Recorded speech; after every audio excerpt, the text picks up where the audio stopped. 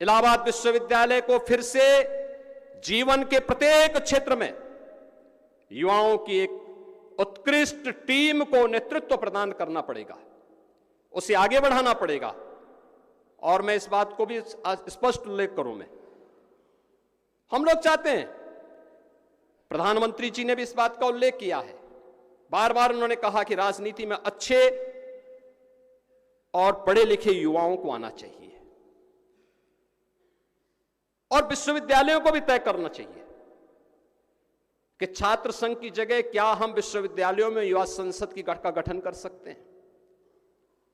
यह युवा संसद जिसमें हर क्लास में यह तय होना चाहिए कि पहले ही वर्ष में कोई छात्र चुनाव लड़ने के लिए ना आने पाए, लेकिन हर क्लास में पहले प्रतिनिधि चुने जाएं और फिर उन प्रतिनिधियों में तय किया जाए कि कौन दूसरे तीसरे ईयर्स में या फिर पीजी के कौन से छात्र चुनाव के मैदान में अपने आप को तैयार कर सकते हैं, कौन चुनाव लड़ेंगे।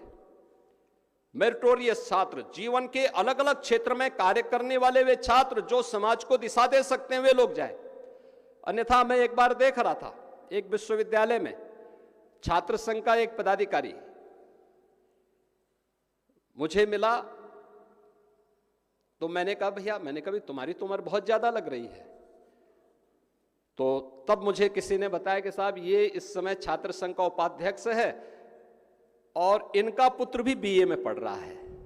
अब मुझे बताओ कि जिसका पुत्र बीए में पढ़ रहा हो उसी विश्वविद्यालय में वो छात्र संघ का पदाधिकारी बन रहा है, यानी जैसे कि छात्र संघ का पदाधिकारी बनने के लिए ही वह विश्वविद्यालय में प्रवेश लिया है। आखिर उसकी भी तो एक सीमा होनी चाहिए, उस सीमा का अतिक्रमण तो नहीं होने देना चाहिए।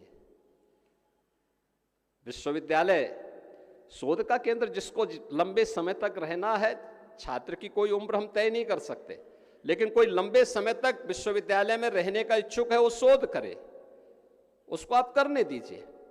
लेकिन छात्र संघ के चुनाव को लड़ने के लिए तो एक समय सीमा तय करनी ही पड़ेगी और युवा संसद का गठन होना चाहिए, लेकिन ये सभी एक समय में एक साथ हो। चुनाव का समय क्या है, आप सत्र नियमित करिए।